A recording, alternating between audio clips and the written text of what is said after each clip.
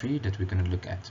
So we're going to look at chapter 12, project delivery systems and innovation, the case of the US road. So there's a lot of that we can learn from this chapter.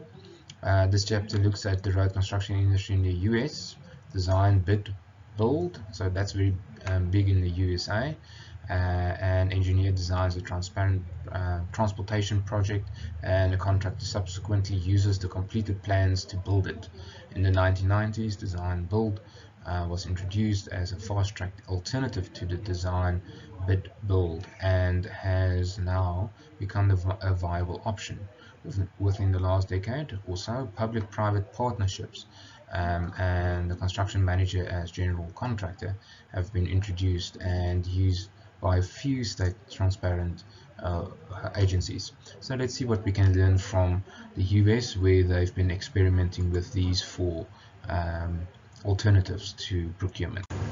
Okay guys, the first one that we're going to look at is the design build, and it has three advantages. It reduces the time for completion, conception to completion. It provides the owner with one point of contact, very nice for the client. And then it involves the contractor in the design phase, which I particularly like.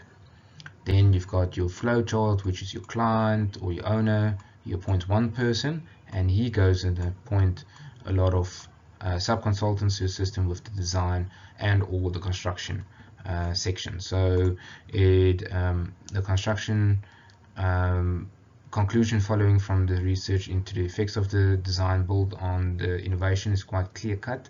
It finds that it supports the conclusion drawn from Songer and Molinar that if used correctly, the design build promotes constructability and innovation in the same manner as a value engineering plan.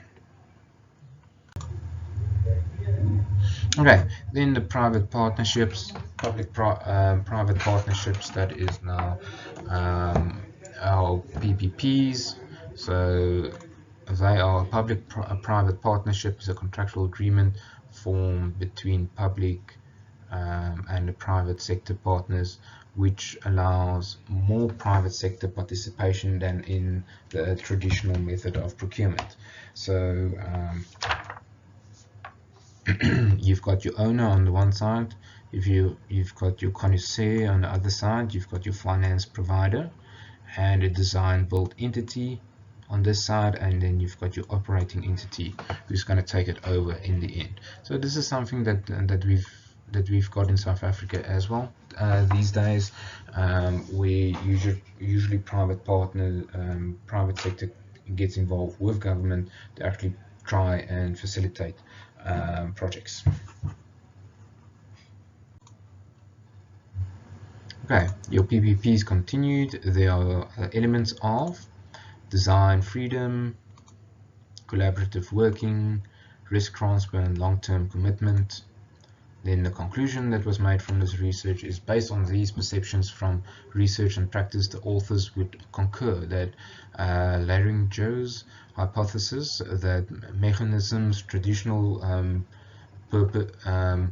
purported to exchange enhance the technology innovation in private partnerships have not been proven effective and may in effect be largely effective in achieving these goals. So it basically says it's not as effective as a design build because there's still a lot of parties involved.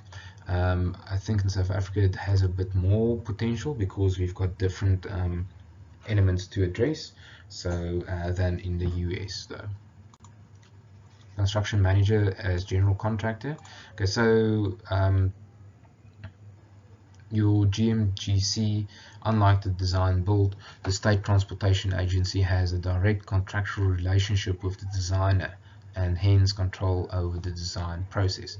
Now this is basically more a you appoint a consultant who then appoints a contractor.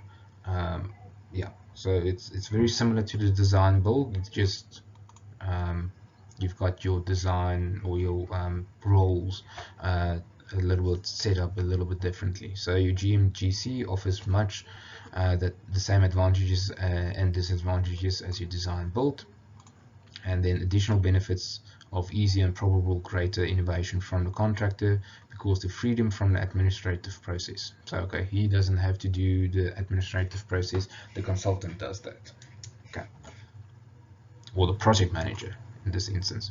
The GMGC avoids disadvantages related to the lack of direct contractual relationships between the state transportation agency and the designer. Okay, so there is an advantage, and it looks basically like this. So you've got your owner who has a contract with your construction manager and your design professional. So you see it's a little bit it looks very similar than the traditional method, but you've got a construction manager who is appointed early on, and you've got a design professional who's appointed early on. So this is a collaborative relationship. Okay, and then you've got your different appointments. Okay, so basically the conclusions from this chapter is you value engineer. Sorry guys, this is supposed to be a U. If used correctly, the design build promotes constructability and innovation in the same manner as the value engineering plan. The GMGC project delivers major benefits to the agency. It's derived from contractual input to the pre-construction design process.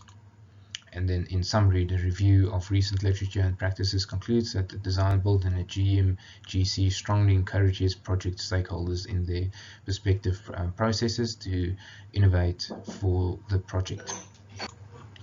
Okay, so in summary, a review of recent literature and practice concludes that the design build and the GMGC strongly encourages project stakeholders in their respective processes to innovate for improvement of the final product, whereas the incentives for the innovation of the private